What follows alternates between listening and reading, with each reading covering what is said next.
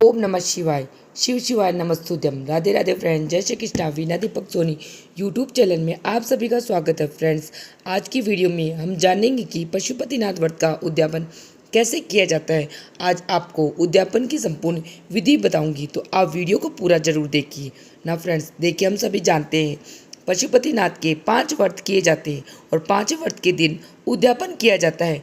आज की वीडियो में मैं आपको उद्यापन की संपूर्ण विधि करके दिखाने वाली हूँ, तो वीडियो को आप अंत तक जरूर देखिए ताकि आपका कोई संशय या संदेह ना हो। शास्त्रों के अनुसार पशुपतिनाथ व्रत करने से सभी प्रकार की मनोकामनाएं पूर्ण होती है और पशुपतिनाथ व्रत के 5 व्रत किए जाते हैं।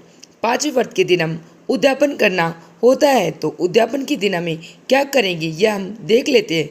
जिस भी सोमवार को आपको 5वां व्रत है, उस दिन सुबह की पूजा की थाली लगानी है। जैसे आपने पहले 4 व्रत में पूजा की थाली लगाई थी, ठीक उसी तरह से थाली लगानी है। हमें वही सामग्री लेके जानी है और उसी तरह से पूजा करनी है। जैसे हमने पहले पूजा की थी तो थाली हमने लगा ली है और पूजा की थाली को किसी भी कपड़े से ढककर मंदिर लेकर जाना है। तो चलिए मंदिर चले जाते हैं। सुबह की पूजा बिल्कुल उसी तरह से करनी है जैसे कि हमने पहले 4 व्रत में पूजा की थी। पूजा करने के बाद हम घर आ जाएंगे और थाली को ढक के रख देंगे। उसके बाद शाम को हम दोबारा पूजा करने जाते हैं, तो प्रसाद के लिए में हलवा कोई भी मिठाई बना लेंगे। तो हम वही पूजा की थाली लेके जानी है। और देखिए, अगर कोई चीज़ ऐसी है जो सुबह आप नहीं ले जा पाए हैं, तो शाम को वह चीज़ें चढ़ा के आ सकते हैं। में कोई दिक्कत नहीं, क्योंकि गृहस्थ जीवन में चीज़ें कई बार छूट जाती है, तो ऐसी कोई चिंता वाली बात नहीं है। तो आज जो चीज़ आप सुबह नहीं चढ़ा के आए, शाम को वह चढ़ा दीजिए। शाम को में प्रसाद के लिए हलवा बनाना है, तो आप हलवा कोई भी मिठाई बना सकते हैं। साथ में 3 डोने जैसे हमेशा पहले रखते थे 4 व्रत में, वैसे ही हमें रख लेना। जैसे हम 6 दीपक लेके जाते थे, वैसे उद्यापन के दिन में हमें 6 दिए लेके जाने। आप मिट्टी के लिए दे सकते हैं, आटे के दीपक ले सकते हैं या आटे के दीपक बना सकते हैं। तो यहाँ पे देखिए, मैंने 6 आटे के दीपक बना लिए। जैसे हम हर बार 5 दिए मंदिर में जला के आते हैं और 6ठा दिया घर में आके घर के दरवाजे पे चलाते हैं, उसी तरह से मैं आज भी उद्यापन के दिन 5 दिए जला के आने, एक घर पे लेके आना है। जल का जोटा में ले लिया, तो पूजा की थाली में हमने बिल्कुल उसी तरह से नहीं, जिस तरह से हमने रोजाना लेके जाते हैं। अब बारी आती है कि उद्यापन में हमें स्पेशल क्या करना है। तो देखिए, 108 चीज़ें आपको लेनी है। कोई भी एक चीज़ आप 108 ले सकते हैं। जैसे बेलपत्र ले लिए, 108 बेलपत्र ले लीजिए। भगवान शिव शंकर को सबसे ज़्यादा प्रिय है, तो यहाँ पे मैं 108 दाने चावल के लूँगी, इसी क्योंकि बेलपत्र मेरे पास 108 नहीं है। आप कोई भी वस्तु 108 की संख्या में ले सकते हैं। फूल, काजू, किशमिश, कोई भी। इसकी फुल वीडियो मेरे चैनल पे है, आप वहां से विजिट करके वह वीडियो देख सकते हैं। कोई भी एक चीज़ आप पूजा में चढ़ाते हैं, आपको 108 की संख्या में जरूर चढ़ाए। तो मैंने यहाँ पर 108 की संख्या में चावल लिए, वह भी इसी में रख दूंगी, क्योंकि हमें टोटल 108 चढ़ाने हैं उद्यापन की दिन। यह बात तो आपको समझ में आ गई होगी कि 108 चीज़ें हमें लेनी है और एक चीज़ 108 की संख्या में लेनी है, कोई भी एक चीज़। इसके बाद हमें एक नारियल लेना है, नारियल के ऊपर हमें दक्षिणा रखनी है। तो देखिए, यथासंभव आप दक्षिणा रख दीजिएगा। साथ में हम एक फूल हम रख लेंगे। इन सभी चीज़ों को हम कलावे से बांध लेंगे। तो नारियल, दक्षिणा, फूल हमें बांध लेना है। इसको पूर्ण आहुति के रूप में भगवान शिव शंकर को समर्पित करना है। शाम के समय जब आप पूजन करके आएंगे, क्योंकि पशुपति व्रत में भगवान शिव शंकर किसी भी व्रत में प्रदोष काल की पूजा बहुत अहमियत होती है, बहुत ही महत्वपूर्ण होती है। तो शाम को जब आप पूजन करके आए, तब इस तरह से एक नारियल भगवान शिव शंकर को पूर्ण आहुति के रूप में उद्यापन वाले दिन समर्पित करेंगे। इस तरह से आपको नारियल तैयार करना, घर से ही घर नारियल लेकर जाना। और पशुपति व्रत में जब आप कोई भी पूजा करें, तो सारी सामग्री घर से ही लेके जाते हैं, बाहर से सामग्री नहीं लेते। इसके बाद हमें सीधा निकालना है। सीधा यानी कि एक व्यक्ति के भोजन का सामान निकालना है, सूखा भोजन निकालना है। यहाँ पर मैंने दाल, चावल, आपको नमक, हल्दी, ये सभी चीज़ें निकालनी है। एक व्यक्ति के जीता खाना भोजन आपको निकालना है, इसे सीधा निकालना बोलते हैं। जी चीज़ें हम खाने में यूज़ करते हैं, वह सभी चीज़ें लेते हैं।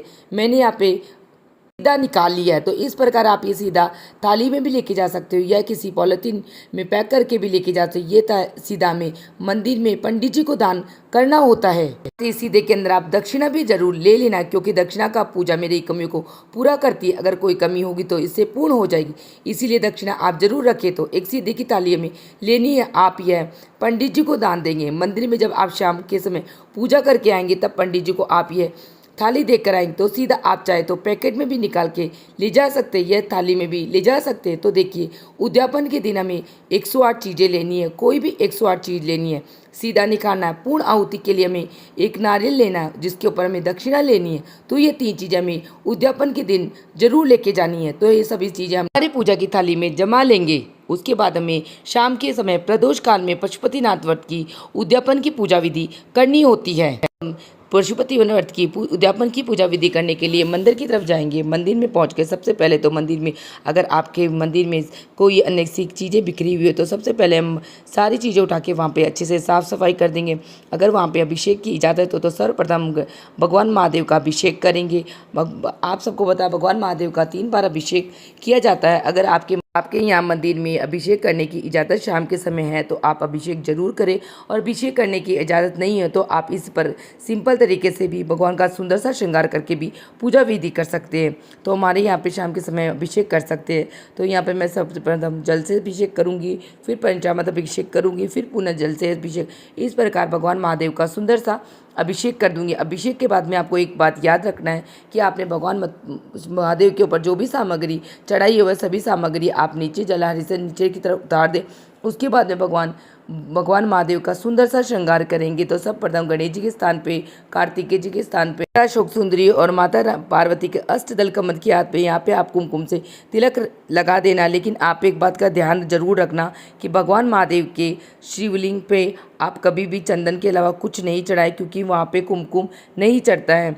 तो इस बात का आप थोड़ा ध्यान रखते हुए गणेश जी, कार्तिकेय जी, शोक सिंदरी, माता पार्वती के स्थान पर आप कुमकुम से तिलक लगा सकते हो। उसके बाद में मैं 108 चावल के दाने जो मैं लेके आई हूँ पशुपतिनाथ के उद्यापन की विधि में 108 की संख्या में चीज़ें चढ़ाते हैं। तो यहाँ पे मैंने सारे चावल एक साथ चढ़ा दिए, लेकिन एक एक चावल में ओम नमः शिवाय, शिव शिवाय नमस्तुभ्यम मंत्र का जाप करते हुए आपको एक एक चावल भगवान महादेव के ऊपर समर्पित करना और अपनी मनोकामना को बोलते हुए वह सभी चीज़ें समर्पित करें। इस प्रकार ओम नमः शिवाय एक एक चावल का दाना या आप फूल बेलपत्र जो भी कुछ लेके आए उसे भगवान महादेव के मंत्रों का उच्चारण करते हुए और अपनी मनोकामना बोलते हुए भगवान के शिवलिंग पर समर्पित करेंगे। इस प्रकार वह आपने 108 की संख्या में जो भी चीजें ली है भगवान महादेव पे समर्पित कर देंगे। उसके बाद में भगवान महादेव को फूल पुष्प समर्पित कर देंगे। भगवान महादेव का जितना सुंदर आप श्रृंगार कर सकते हो आप उतना अच्छा श्रृंगार करें, और पूरी पूजा के विधि के बीच में आप ओम नमः शिवाय, शिव शिवाय नमस्तुभ्यं मंत्रों का जाप करते हुए आप पूजा जरूर करें। तो इस प्रकार हमारी सारी पूजा हो जाएगी। उसके बाद हमें दीपक प्रज्वलित करने हैं। तो आप सभी को पता है दीपक हमेशा 5 ही प्रज्वलित होते हैं, लेकिन हमारी पूजा की थाली में 6 दीपक है। अगर आप एक दीपक साइड में रख सकते हो तो साइड में रख देना। मैंने एक दीपक अपनी पूजा की थाली में ही रखा है, क्योंकि कई बार भूल से गलती से दीपक प्रज्वलित हो जाता है और उसे हमें बुझाना नहीं होता, और दीपक हमें घर की तरफ आके ही जलाना होता है, दाहिनी हाथ की तरफ घर में प्रवेश करने से पहले। तो यहाँ पे मैंने 5 दीपक को फूलों और चावलों का आसन देखे हुए प्रज्वलित कर देंगे। उसके बाद में पूर्ण आहुति के लिए यहाँ पे मैं नारियल लेके आई हूँ। नारियल के ऊपर आप घर से ही दक्षिणा डाल के और एक फूल लगा के जरूर लेके आए, और के बाद में अपनी मनोकामना बोलते हुए भगवान के शिवलिंग पर स्पर्श करा के हम जलधारी के पीछे की तरफ हम ये श्रीफल रख देंगे, क्योंकि भगवान पशुपतिनाथ व्रत में नारियल अर्थात श्रीफल होता है पूर्ण आहुति के रूप में समर्पित किया जाता। तो इस प्रकार जलधारी के ऊपर ये सभी चीज़ें नहीं चढ़ाती है। तो मैंने भगवान महादेव के पीछे की तरफ स्पर्श करवा के रख दिया, और अपनी मनोकामनाएं बोलते हुए आप ये पूर्ण आहुति के रूप में श्रीफल अर्थात नारियल चढ़ाएंगे। उसके बाद में हमें जो हम भोग प्रसाद लेके आए उसके हमें 3 हिस्से करने होते हैं। ये भोग प्रसाद के हिस्से घर से नहीं करके लेने के आने होते हैं। तो मैंने भोग प्रसाद के 3 हिस्से कर दिए।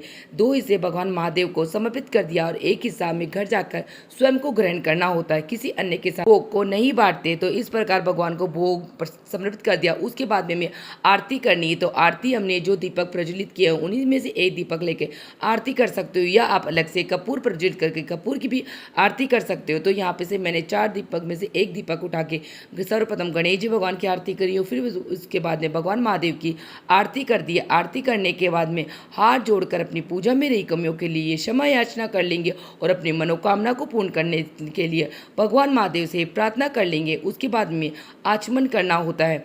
तो थोड़ा सा जल लेके जो हमने दीपक जलाएं उनके ऊपर से घुमा के नीचे छोड़ देंगे। इस प्रकार हमारी पूजा का आचमन हो जाता है। कहा जाता है कि अगर पूजा का आचमन नहीं करते तो हमारी पूरी पूजा का फल इंद्र देवता ले जाते हैं, क्योंकि इंद्र देवता पर ब्रह्म हत्या का पाप चढ़ा हुआ है। इस प्रकार हमने पूजा करने के बाद में हमें नंदी के कानों में अपनी मनोकामना इच्छा बोलना होता है, क्योंकि नंदी भगवान ही भगवान महादेव तक इच्छा मनोकामना पहुंचाते हैं। तो मैं भगवान नंदी के कानों में अपनी मनोकामना बोल रही हूँ। उसके बाद में भगवान महादेव के शिवलिंग पे अपना सर स्पर्श कराऊंगी। कहा जाता है कि भगवान के शिवलिंग पे अगर इस प्रकार सर स्पर्श कराते हैं तो भगवान अपनी भाग्य रेखा बदल देते हैं और जो गलत होता है उसे सही कर दे। इस प्रकार अपनी हथेलियों से भगवान के शिवलिंग को स्पर्श करते हुए अपनी गलतियों के लिए क्षमा याचना कर लूँगी और अपनी मनोकामना को पूर्ण करने के लिए भगवान महादेव से प्रार्थना करूँगी। और उसके बाद में मैं 3 तालियाँ बजाऊँगी, क्योंकि भगवान महादेव के मंदिर में 3 बार ताली बजाने का भी अत्यधिक महत्व होता है। तो इस प्रकार 3 ताली बजा के और भगवान महादेव से प्रार्थना करूंगी,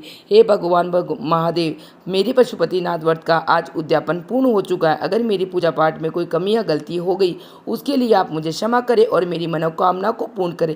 इस प्रकार हम पूजा करके घर की तरफ आ जाएंगे। जो भोग प्रसाद हमने किया था उसके 2 डोने तो भगवान महादेव के सामने समर्पित कर देंगे और 1 डोना हम हमारे लिए लेके आ जाएंगे। वो साथ ही हमने जो एक दीपक लिया था वह दीपक भी लेकर हम घर की तरफ आएंगे। पहले जो हम सीधा तैयार करके लेके गए थे एक व्यक्ति के सूखा भोजन, यह मंदिर में हम पंडित जी को दे सकते हैं। अगर आपके मंदिर में पंडित जी न हो तो आपके घर के आसपास जो भी पंडित ब्राह्मण का घर है वहाँ पे भी आप ये सीधा पहुँचा सकते हो। इस प्रकार हमारी पशुपतिनाथ व्रत की शाम के समय की पूजा, उद्यापन की पूजा संपन्न हो जाएगी। उसके बाद हम घर आ जाएंगे। घर में अंदर की तरफ आने से पहले हमें वह दीपक प्रज्वलित करना होता है। जो दिया हम लेके आए उसे घर के आगे, घर के बाहर जो हमारा मेन गेट है उसके सीधे हाथ की तरफ हम जब घर में एंट्री करते हैं तो हमें सीधा हाथ की तरफ उस दिए को जलाना है और दिया जलाकर हमें भगवान पशुपतिनाथ से प्रार्थना करने की, हे भगवान, आपके मंदिर में आपके प्रकाश लेकर मैं आई हूँ। इस प्रकार से मेरा घर हमेशा जगमगाता रहे। आज मैंने आपका व्रत का उद्यापन किया है, मेरा उद्यापन स्वीकार करे और मेरी मनोकामना को पूर्ण करी।